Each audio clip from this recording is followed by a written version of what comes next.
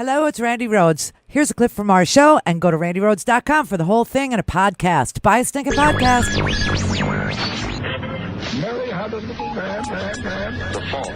We believe that all men are created equal. To the magnificent mosaic that is America. From radio beacon to radio beacon.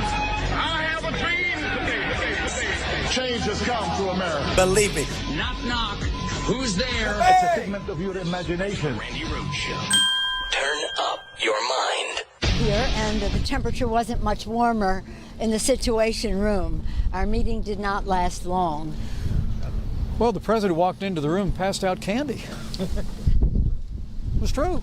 Candy. I want to turn the floor over, the president said, to Speaker Pelosi and Schumer. Tell us what offer you have. She began to argue whether we even have a crisis or whether facts are true. Right. Turned to Schumer again, who said we just have to open the government up. Right. I asked him to open up the government. Yes. That tomorrow so many people will have trouble paying their mortgages, paying their bills, dealing with situations when they don't get paid. And I said, just why won't you do that? We'll continue to discuss. We're willing to discuss anything. And he said, if I open up the government, you won't do what I want.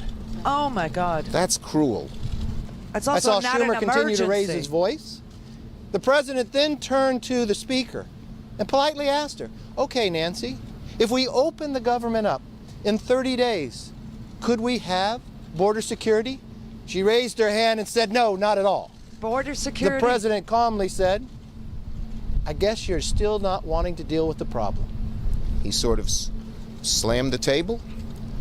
And when Leader Pelosi said she didn't agree with the wall, he just walked out and said, we have nothing to discuss. Oh, my God. So he said it was a waste of his time. I don't recall him ever raising his voice or slamming his hand. Yeah, but you're a liar, and everybody in your party is a liar. And you're blaming the Democrats for what your president said we needed, which was a good shutdown. And he said it 25 times. He said it over and over and over and over. And we all have the videotape of him sitting in the Oval Office with Nancy and Chuck a couple of days ago saying that he would take the mantle and he wouldn't blame anybody for it. And then selling his people at a rally that we needed a good shutdown for months, building up to the midterms. And then he lost the midterms and he dropped the whole subject of a caravan and he dropped the whole subject of a crisis and it wasn't an emergency anymore. And then yesterday they said, well, he went in and he brought them candy. He brought them candy. He brought Butterfingers and M&Ms is what he did. So you have a president of the United States who attended a meeting, passed out candy, demanded $5 billion for a stupid wall, got told no, slammed his hand on the table, and then walked out like a child. It wouldn't be any more childish if he took the candy back. And they never said. I don't know if he did or not. Now he's denying he slammed his hand on the table. This is the big point of contention. Obviously, the government is shut down. Obviously, food is not getting inspected. Obviously, you have people all over this country who work at the IRS in Ogden, Utah, who aren't going to work. I told 1 in 8 people that work at the IRS are actually working at the IRS, and those are the IT people. And that means that, they're working with less than 15% of their employees. I'm working with less than 15% of my paid-for internet. And this guy, oh man, I should show you on my phone. Oh, because everything I'm direct messaging with Comcast, and I'm writing to him, and he says, he goes, because I wrote him, I said, dropped again, lost all our callers. It's a talk show. This stinks. And then I said, up again, dropped again. We're down. Texted him again, down. And his response to me, his name's JV. This is definitely the JV team over there. He said, when you say down, do you mean you're unable to connect at all, or you're seeing your speed decrease? On our end, it shows your modem has been online for the last 42 minutes. I said, yes, we reset our modem 42 minutes ago. No internet now. Speed has been up and down all day. Can't connect at all now, but TV is on. Then I told him TV is off, phone is out, triple play, triple fucked, I said. Shots fired. And then he says, are you attempting to connect via Wi-Fi or using Ethernet? I go, Ethernet, this is a broadcast studio. And then I said, we're up right now, but it keeps going out. And every time you disconnect us, we have to reset all of our equipment. And his response is, would it be okay for me to attempt provisioning your modem? It will take you offline. If it's not a good time, we can postpone until a better time. So I would like to go to fiber optic is what I would like to do. But it would cost us a ton of money because everything has to be reprogrammed. Everything. Because right now it's programmed to receive cable. Anyway, I'm trying. We're staying here. We're plowing through. I want you to get the information you need today. Okay, so just in case something happens during the break and the JV team over there at Comcast can't figure it out without provisioning my modem, I just want you to know Michael Cohen has agreed to testify in front of the House Oversight Committee, chaired now by Elijah Cummings.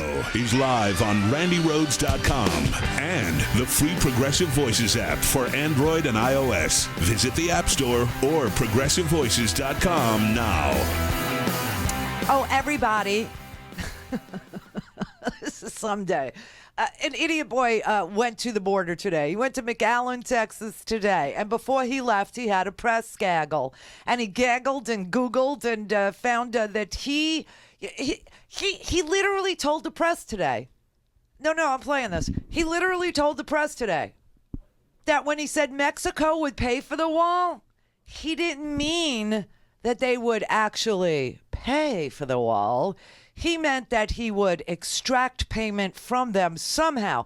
I'm guessing this is why he took his lawyer down to the border to make a demand for payment from Obrador, the new president of Mexico, right? I mean, this is just so sick. He's just a couple of things, because I know the fake news likes to say it. Fake news. When during the campaign, I would say Mexico's going to pay for it. Obviously, I never said this, and I never meant they're going to write out a check. I said they're going to pay for it. They are.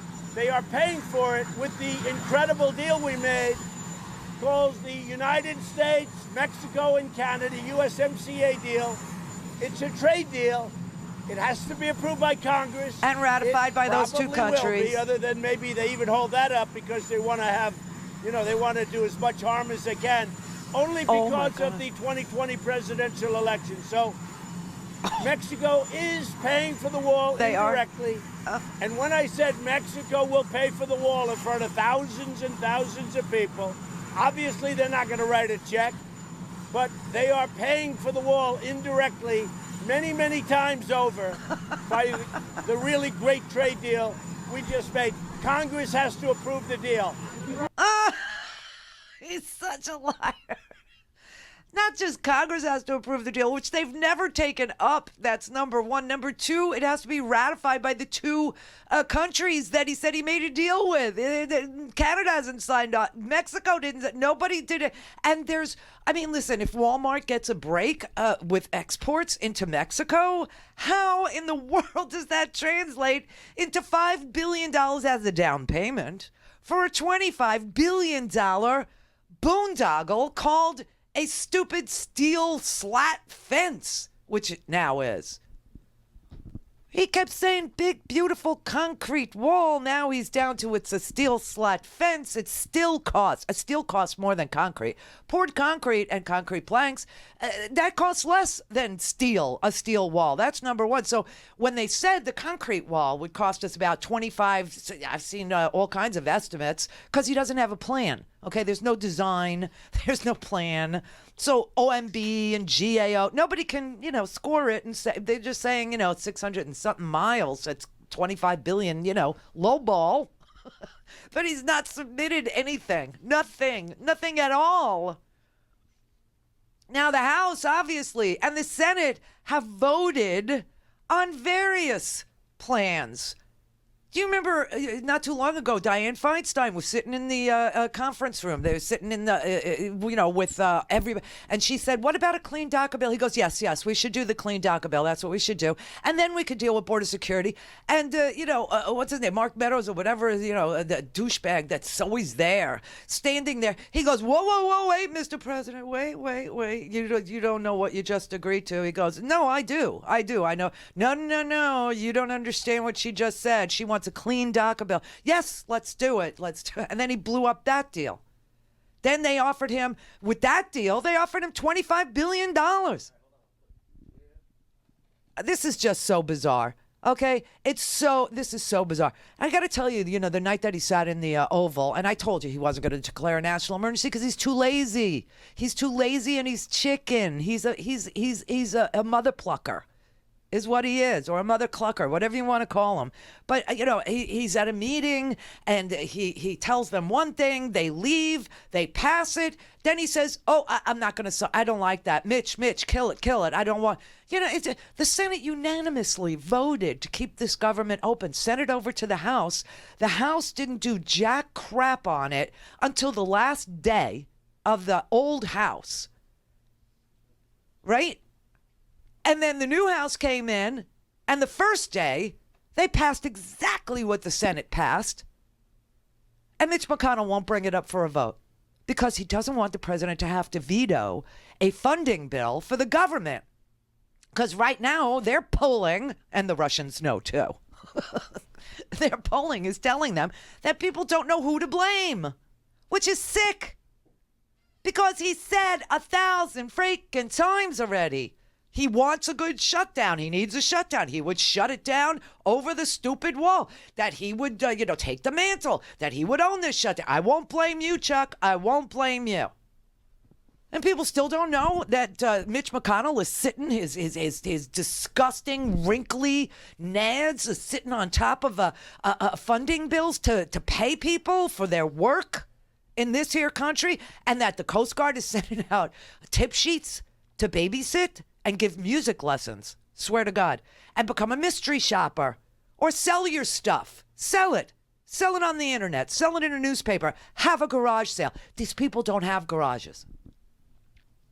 This is unbelievable. And then he said today, they asked him, because I don't know if you saw the photo or not, but there's a photo. Go to NBC, okay? NBC News has a photo of one of the president's prototypes. This one happens to be the steel slat prototype. He commissioned all these prototypes. He ordered them built, right, by various companies. They're in San Diego, these prototypes. You've seen them, right? And he ordered a steel slat one to be created. And it was created, and they were testing it for durability and for whether or not it's penetrable. And guess what DHS found out? They found out that with common tools, ordinary tools, you could saw right through it. And they did. They asked the people who are in charge of, DHS. There it is. Thank you very much. There you go. They used an ordinary saw, you could see in several places. And not only were they able to do it there, but to the right of it, they were able to the left of the hole that you're looking at right there, they could saw right through it. Well, they asked the president, what about that, Mr. President? They sawed right through your freaking stupid, impenetrable, 100% reliable, nobody's getting through that sucker wall. They were able to use common tools and saw through it. He said that wasn't my wall. That was W's wall. Or Obama's wall. That was other president's wall. No, this was his freaking prototype. I swear to God. If we don't make a deal, I would say 100%, but I don't want to say 100% because maybe something else comes up. But if we don't make a deal, I would say it would be very surprising to me that I would not declare a national emergency and just fund it through the various mechanisms. And by the way, there's more than one mechanism. There's various mechanisms. And the lawyers tell me 100%. It would be nice if we could make a deal. But dealing with these people is ridiculous. I don't know if they know how to make a deal. We need, and I'll tell you what, a lot of Democrats, I was looking at numbers, a lot of Democrats agree Steve. We need national security, and the only way you have it, is you have to have a strong border. And the only way you have a strong border is you need a wall, or you need some kind of a steel, go ahead, corridor. There are pictures this morning. Steve, you need a steel barrier. And if you don't have a steel barrier or a concrete wall... What good is a steel wall if they can saw through it? Well, that's a wall that was designed by previous administration. No! There's nothing that can't be penetrated, but you fix it. But it's a very difficult thing to do.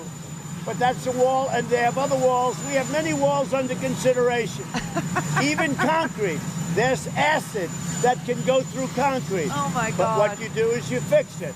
And it very much limits. It's very, very hard. The wall that we're doing is very, very hard to penetrate. Wait a minute. The wall that we're doing, you just said that you didn't choose a wall. He just said we have many, many choices. I have all these prototypes. You know, you saw them. I built all these, and we haven't chosen. But, you just fix it. And the wall that we're building, what wall are you building? Zero wall has been built. He hasn't submitted a plan at all. He hasn't chosen the material for it. And he just keeps lying about it. And literally tomorrow, people will miss another paycheck. That's the sick, twisted thing. He is the national crisis. He is. Now, you know, the night that he was supposed to declare the national emergency and he chickened out, he didn't do it. Didn't do it because his lawyers have probably told him, here's what's going to happen, sir. You could declare a national emergency, but you still won't be able to spend the money because Congress will sue you. Yes, they will. They will take you to court and they will force you to produce numbers that are in complete and utter, it's in opposite land of what you're saying. You're saying you got a crisis at the border, and the numbers from your own State Department, from your own Department of Homeland Security clearly show that immigration and border crossings are at a 20-year low.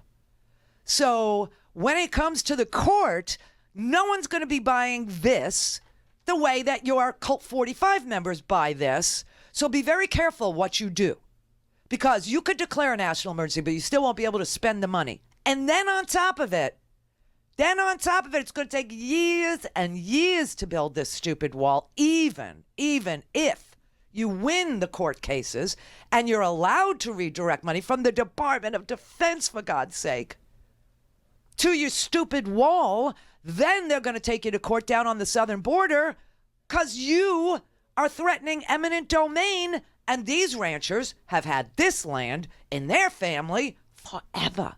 And they ain't giving it up. So you got years and years of litigation on eminent domain. Now, he did say the other day that he was going to use eminent domain, that he would just take your land. I want to know where these Republicans, conservatives, libertarians, these people that just, I want to know where in the world you are. Landowners are preparing for the fight. They're already, they're doing it. They're doing it. I'm trying to find the cut with eminent domain in it. Big cut. Thank you. 29 it is. As far as eminent domain, you're right, 100%. Yeah. Eminent domain is very interesting. But without eminent domain, you wouldn't have any highways, you wouldn't have any schools, you wouldn't have any roadways. What we're doing with eminent domain is in many cases we'll make a deal up front, and we've already done that. The Secretary has done a lot of that. And if we can't make a deal, we take the land and we pay them through a court process, which goes actually fairly quickly. And we're generous. But we take the land. Otherwise, you could never build anything. If you didn't use eminent domain, you wouldn't have one highway in this country. You have to use eminent domain. It's actually something you don't want to use it, but if you're going to do a stretch, as an example, on pipelines and other things that go, you have to use eminent domain. Otherwise, you'd never be able to buy the land. If we had one person that wouldn't sell us out of hundreds, just one, it only takes one, then we wouldn't be able to build proper border security because we'd have that big opening that I was talking about. Oh, my God. So what happens is some are paid up front. You make a deal up front, and we're willing to do that in all cases. And when they're unwilling to make a deal, which also happens, then you go to court. But in the meantime, we're able to build the border security. So I think it's a fair process. I think it's a process that's very necessary, but I think it's fair. But that couldn't that hold up your wall? No, it's not going to hold it up because under the military version of eminent domain and under Homeland Security, we can do it before we even start. Now, a lot of times we'll make a deal. And I would say a good percentage of the time we're making deals. We have already purchased a lot of it. You know, a lot of the money that we've been given has already been spent on purchasing the land, the right-of-way. It's essentially a right-of-way. Wait. So last week he told us a lot of the money had been spent on construction, but he didn't pay the construction workers because you don't pay until the job is finished. Now he's saying that a lot of the money, which was given to him by the Congress, listen, the House of Representatives, the Senate, 114th, let me tell you, Democrats did vote in the Senate. He needed 60 votes. He got 60 votes. What? Last time we gave him $1.3 billion. This year they gave him $1.3 billion. He had $2.6 billion given to him. So he says first that the money was spent on construction. We're already building the wall. He's got his Cult 45 members. He's got the maggots holding signs up that say, finish the wall. But he said he hasn't. I haven't paid them yet because you like to do the work first, then you give the money. Then you pay. If you like what they did. If you didn't, you don't pay them. This is what he said. Now he's saying, the money was spent buying the land. We already bought all the land. We bought the land. And if they don't want to sell their land, then we just take their land. We just take it. And it'll be very quickly court process. Let me tell you something. These ranchers, they are ready for him. They are not giving up their damn land. That is not going to happen. They are ready. The border wall battle is getting noisier and nastier as property owners in South Texas face off against a federal government intent on seizing their land. Land needed for a portion of wall construction that was approved by Congress months ago. The $1.4 billion project has raised the ire of the Catholic Church and its neighbors along the Rio Grande River and could signal what lies ahead if the president's plans for more wall building go through. The La Lomita Chapel, the namesake for the city of Mission, Texas, happens to be in the middle of the already approved path. Building could begin as early as February if lawsuits don't stop at first. Very quickly. No, he got money. He did get money. They gave him $2.6 billion so far, right? So he's asking for $5.6 billion more, or he's holding, our food safety. He's holding corrections officers. He's holding the Coast Guard. He's holding IRS workers. He's holding your tax refunds. He's holding your, everything. Everything is being held hostage by this man because he wants another 5.6. And then he's going to have to use eminent domain, which is going to cause them to fight in court even longer and harder. And then you have, the whole court fight that will go to the Supreme Court. It'll start in a district court, and it'll have to go to an appeals court, and then it'll have to go to a federal, all the way up, which takes time for him to use emergency powers to take money from the military. This is so sick. And why is this happening now? I'm telling you. Because Michael Cohen is getting ready to testify on Capitol Hill on February 7th. That's number one. Number two, the House Democrats have given the transcripts of, all the Junior. They want Junior, too. They want Junior really, really bad to come testify. Yeah, and they got Veselnitskaya and Manafort. Go to RandiRhodes.com for the whole thing and a podcast. Buy a stinking podcast.